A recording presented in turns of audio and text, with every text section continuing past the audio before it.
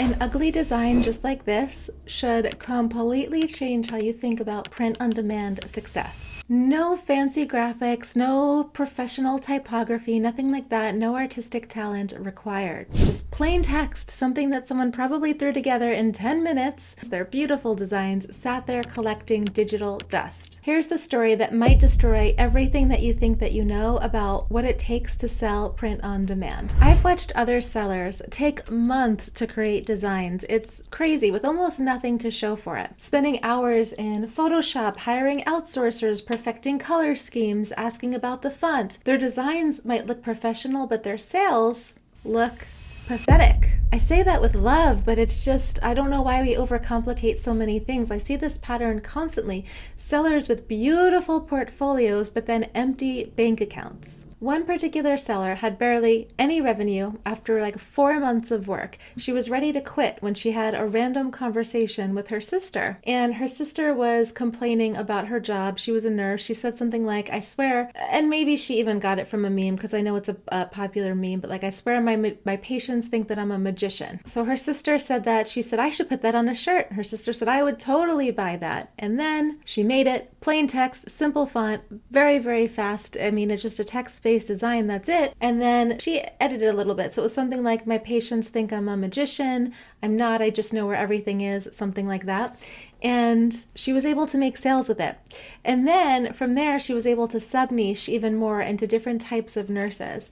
And it was really one of her first successes after months of failures. And those professional designs continued selling almost nothing. This made zero sense to her at the time because it's kind of counterintuitive, right? You would think the more effort you put into something, the more that it would sell. And sometimes that's true, but with this design, it connected with nurses in a way that other things couldn't necessarily. It's just like a visceral, you get it right away. It spoke to their language, it captured their exact experience. Now, while she may have made these beautiful designs with sentimental things like nursing is a calling or something like that, this is exactly how I feel. I get it. So the difference wasn't quality, it was recognition. Now this story hopefully can teach you a lot about print-on-demand success because your customers are not buying art. I know I've been saying that a lot lately, but they're buying recognition. They want to see their experiences reflected back to them. So my patients think that I'm a magician. It hit hard because nurses, every nurse has felt this exact frustration. They've all had patients that have asked them for impossible things or set really hard standards, and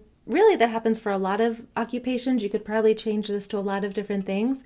But the nurses particular, they felt validated. They felt that they had a way to express themselves. And the pretty designs might be inspiring or trying to motivate or ooh, ah kind of thing. But the designs that simply acknowledge reality, that acknowledgement is going to beat the inspiration every time when it comes to print-on-demand designs. The funny, the feeling recognized, people get it that way. People connect a lot more with this is hard than you've got this. I don't know what that means about society, but it's just the truth. So after hearing stories like this, I've started telling other people, test that same approach systematically because the simple designs people find that acknowledge frustration, right, can consistently outperform designs that ignore it. I've walked on the boardwalk and seen signs, things like, my kids think I'm Google. I'm not. I just know how to sell better. I mean, if they're on the boardwalk, I think they're selling, right? Because these are high traffic kind of areas. When my students think I have eyes in the back of my head, I do. It's called peripheral vision. My coworkers think that I'm psychic. I'm not, I just read the manual, like things like that are speaking to their existence but are kind of funny. Those things work.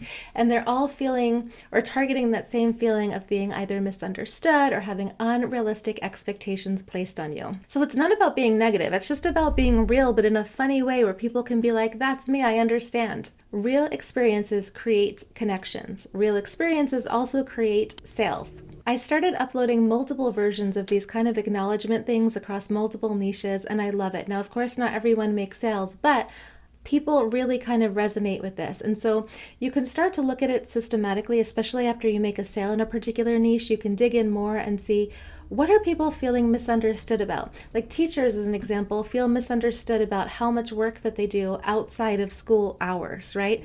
Parents feel misunderstood about how exhausting parenthood is, or remote workers feel misunderstood about actually working from home. Each misunderstanding becomes another design that you can test. I love to create simple designs that acknowledge these feelings and then just upload them and see what happens. I mean, it's so simple to list these up, and then you can use tools like Everbee, track which of the authentic moments are resonating more with people, see what people are responding to, and then you can just kind of see which ones are getting traction so that you know where to focus your energy. Now, since adopting this kind of pattern-based testing approach, I think that results will most likely for you become a lot more consistent. The most profitable print-on-demand designs, they're not the prettiest ones, they're the ones that are going to make people feel seen, feel understood. Simple beats complex when the message hits hard. Now, your results, of course, might vary. I can't guarantee anything, but I can tell you that this approach to finding authentic moments has been really helpful for me and all my many thousands of sales at this point. If you want to learn the complete system for print-on-demand the way that I teach it, trying to make it as chill as possible without overcomplicating it,